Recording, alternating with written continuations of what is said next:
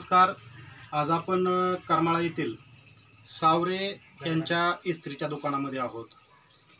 या ठिकाणी येण्याचं एकमेव कारण असं आहे की ज्या दुनियेमध्ये माणसाची माणुसकी हरवत चाललेली आहे आणि माणुसकी जपणारी माणसं फार थोड्या प्रमाणात आहेत. ज्या ठिकाणी रुपया सापडला तरी तो रुपया देण्याची एखाद्याची मानसिकता राहत नाही, पण अशा वेळेस माणुसकीला कुठेतरी ओलावा मिळावा अशी कुठेतरी माणसं जिवंत असतात आणि अशी माणसं जिवंत असतात त्यावेळेस त्या माणसांचं कौतुक होणं तेवढंच समाजामध्ये गरजेचं असतं. कारण की या माणसांचं कौतुक ह्या दुसऱ्या व्यक्तींना प्रेरणा देणारं असतं. तर आज आपण अशाच एका व्यक्तिमत्वाचं कौतुक करण्यासाठी या सावरे बंधूंच्या इस्त्रीच्या दुकानामध्ये आलेलो आहोत. तर या ठिकाणी सकाळ सकाळची एक ताजी घटना आहे आणि ती घटना नेमकी काय आहे आणि त्यांचं कौतुक का करावं लागणार आहे यासाठी आपण त्यांच्याशीच चर्चा करूया. नमस्कार सर. नमस्कार. तुमचं नाव काय सर? माझं नाव संदीप रावसाहेब सावरे. बरं. सावरे साहेब, नेमकी आता आम्ही तुमच्याकडे आलेलो आहोत. सकाळची एक घटना बरेच इलेक्ट्रॉनिक मीडियामध्ये व्हायरल झाली होती. ती नेमकी घटना काय होती? आज सकाळी 11 वाजता आमचे जुने ग्राहक आहेत अमोल पवार म्हणून, ती कपडे ड्रायक्लिंगला आणि इस्त्रीला टाकण्यासाठी आलते. मग इस्त्री ती कपडे टाकून गेल्यानंतर मी माझं नेहमीप्रमाणे आपलं काम करत होतो, तर त्यांच्या पिशवीमध्ये व्हायब्रेशनचा आवाज येत होता. मग ती लवकर मला समजलंच नाही काय चाललंय नेमकं, कसला आवाज येतोय, काय येतोय. मग त्याच्यानंतर मी इथल्या आलेल्या सगळ्या पिशव्या चेक केल्या, तर त्यांनी जी कपडे टाकले होते त्या पिशवीमध्ये चेक केले असता त्याच्यात मोबाईल मिळाला.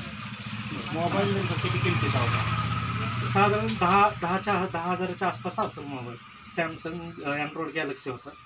मग मी लगेच कुठलाही विलंब न करता त्यांना कॉन्टॅक्ट केला. त्यांना सांगितले की असं असं तुमच्या कपड्याच्या पिशवीमध्ये, इस्त्रीच्या कपड्याच्या पिशवीमध्ये असं एक मोबाईल आलेला आहे, तर ती मोबाईल तुम्ही येऊन शहानिशा करून तुम्ही घेऊन जावा. पण ते मोबाईल तुम्हाला ज्यावेळेस मिळाला त्यावेळेस तुम्हाला असं वाटलं नाही का की ते मोबाईल आपण सिम कार्ड काढावं किंवा स्विच ऑफ करावं आपल्याला ठेवावं? ती कसं आहे, आमची 35 वर्षाची परंपरा जी वडिलांनी जोपली तीच आम्ही पुढे जोपासण्याचा प्रयत्न करत आहे, पण विश्वासाची. याच्या आधी असे काही प्रसंग घडले होते का? हा, याच्या आधी करे पाटलां साहेबांचे 3.5 तोळे कपड्यामध्ये आलते, ती त्यांना रिटर्न केलते. परत रोख रक्कम आलती, ती परत केलते. परत मग आपले हिरडे वकील साहेब आहेत त्यांचे बी मोबाईल आलता, तो पण आम्ही रिटर्न केलता. अशी बरेचसे किस्से आहेत. त्याच्यामुळे आमचं नागरिक सत्कार बी करण्यात आला तहसीलदार साहेबांच्या हस्ते. मग तुम्हाला आता 1 रुपया जरी एखाद्याचा पडला तरी एक मनामध्ये लालच उत्पन्न होते. मग तुम्हाला 3.5 तोळं सोनं म्हणजे काय ते कमी रकमेचं नाही आहे आणि ते जर एखाद्याला सापडलं तर तो गपचूप ठेवेल. मग अशा काही तुम्हाला असं लालच म्हणा किंवा इतर काही गोष्टी उत्पन्न नाही का झालं तुमच्या मनामध्ये? नाही. का तर वडिलांचं जी बघितलं आम्ही लहानपणापासून जी बघत आलोय, वडिलांचं जी सापडलेली वस्तू जी देण्यात मजा आहे ती ठेवून घेण्यात मजा नाही. मग हे व्यवसाय आता तुम्ही किती वर्ष झालं करता? आता साधारण 37-38 वर्ष होत आले आमच्या व्यवसायाला. मग हे तुम्ही पारंपरिक तुमचा पारंपरिक व्यवसाय आहे.